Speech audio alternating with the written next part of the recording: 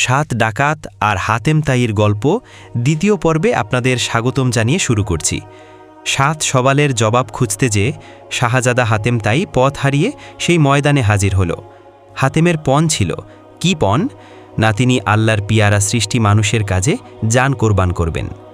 এজন্যেই মানুষের কাজে তিনি দেশ দেশান্তর সফর করেন। এই রকম একটা সফরের পথেই দিশা হারিয়ে হাতেম সাত ডাকাতের ময়দানে হাজির হন।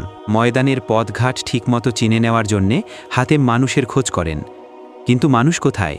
শেষতক হাতেম দেখেন কি না, থুথুরে এক বুড়ি একটা বুড়ো পাখির মতো একলা সেই ময়দানে বসে আছে।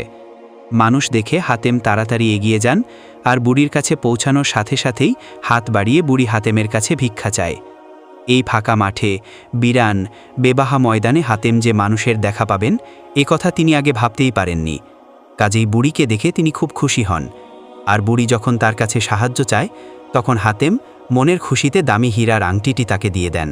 বুড়িকে হীরার আংটি দিয়ে পথের খোঁজ নিয়ে হাতেম এগিয়ে যান, আর বুড়ি ভাবতে শুরু করে একটি মাত্র মুখের কথায় যে লোক হীরার আংটি দিয়ে দিতে পারে না জানি তার কাছে কত ধন দৌলত আছে। এই রকম অনেক ভাবাগোনা করে বুড়ি সাত ছেলেকে হাততালি দিয়ে ডাক দেয়। সাত ছেলে দূর দূর হুড়মুড় করে সেখানে এসে হাজির। দামি আংটি দেখে সাত ভাইয়ের চোখ বন বেড়ালের চোখের মতো জলজল করে ওঠে। তারা আংটি নিতে এগিয়ে আসে, কিন্তু বুড়ি কাউকে আংটি না দিয়ে শুধু আঙ্গুল তুলে হাতেমকে দেখিয়ে দেয়। বুড়ির কাছে পথের ঠিকানা জেনে হাতেম তখন বেশ খানিকটা এগিয়ে গেছেন। হাতেমকে এগিয়ে যেতে দেখে সাত ডাকাত একাট্টা হয়ে ফিসফিস করে কথা বলে, হিস হিস করে সলা পরামর্শ করে। তারপর তারা হাতেমের পিছু নেয় আর কিছুক্ষণের মধ্যেই তার কাছে যে পৌঁছায়। নিতান্ত নিরীহ গো বেচারা মানুষের মতো সাত ডাকাত হাতেমকে বলে যে শুধু পেটের ধান্দায় রুজি রোজগারের জন্যেই তারা বিদেশে যাচ্ছে। হাতেমের সঙ্গে তারা যেতে চায়। সফরের পথে সঙ্গী পাওয়া গেল ভেবে হাতেমও খুব খুশি হন। নানা রকম কথাবার্তায় হাতেম এগিয়ে চলেন। সঙ্গে চলে সাত ডাকাত। তাদের কি মতলব আছে সে কথা তারা কিছুতেই ফাঁস করে না। হাতেমও কিছু বুঝতে পারেন না। নিশ্চিন্ত মনে ডাকাতদের সঙ্গে এগিয়ে যান। চলছেন তো চলছেন, একটা ময়দান যদি শেষ হয় সঙ্গে সঙ্গেই আর একটা ময়দান নজরে পড়ে। সেটা পার হলে আর একটা ময়দানের যেন আর শেষ নেই, পথেরও যেন আর শেষ নেই। এইভাবে এক ময়দান ছেড়ে অন্য এক ময়দানের সীমানায় একটা পুরনো কুয়োর ধারে হাতেম যেই এসে দাঁড়িয়েছেন, ঠিক সেই সময় ভাল মানুষের ভোল ছেড়ে সাত ডাকাত হঠাৎ রে রে করে আওয়াজ তুলে একসাথে ঝাঁপিয়ে পড়ে হাতেমের উপর। চোখের পলকে যেন এক হলমায় ঘটে যায় অনেক কিছু। এক ডাকাত পিছু থেকে হঠাৎ হাতেমের গলায় ফাঁস লাগিয়ে দেয়, আর ছয় ডাকাত হাতেম তাইকে ধারালো তলোয়ার দিয়ে জখম করে তার লেবাস পোশাক ছিনিয়ে নিয়ে ধাক্কা দিয়ে কুয়ে ফেলে পালিয়ে যায়। দাদা আদমের জামানার আদ্যিকালের সেই কুয়ো তো নয়, যেন পাতালে যাওয়ার সুরঙ্গ। কোকাফ মুলুকের ঘুটঘুটি অন্ধকার জমে আছে সেই সুরঙ্গে।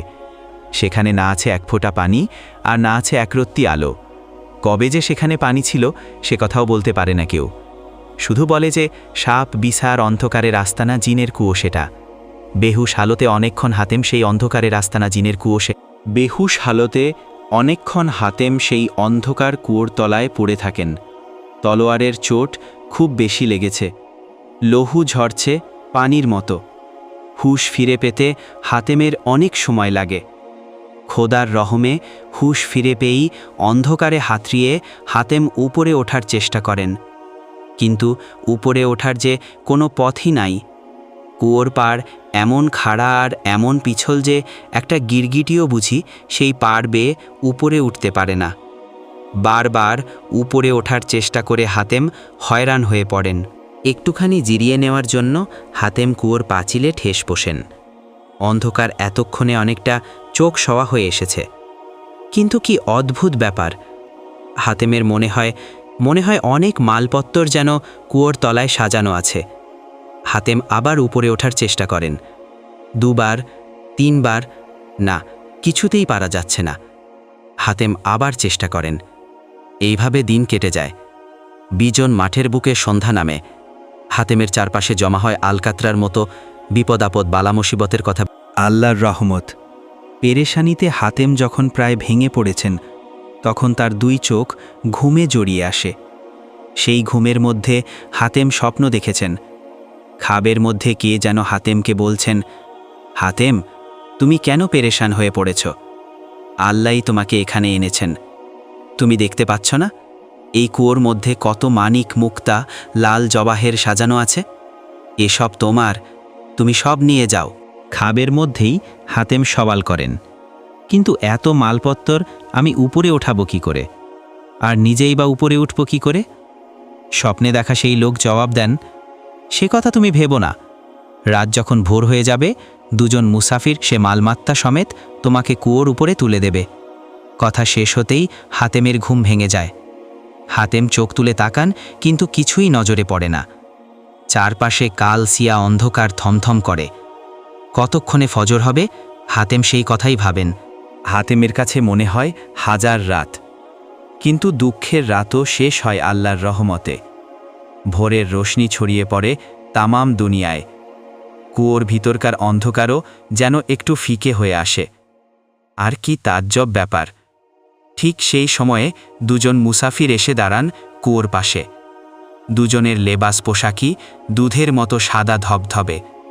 তাদের একজন হাতেমকে ডাক দিয়ে বলেন, জেন্দা আথা কুয়াতে কি রূপে মুছাবের? তখন হাতেম জবাব দিল তাহার খাতের, বাঁচাইয়া রাখিয়াছে পরোয়ার দিগার, তোমারে ভেজিল বুঝি তল্লাশে আমার। একজন মুসাফির তখন বললেন, আল্লাহ তোমার ভালো করুন। আমাদের ভিডিওটা যদি আপনাদের ভালো লাগে তাহলে সাবস্ক্রাইব করে পাশে থাকুন।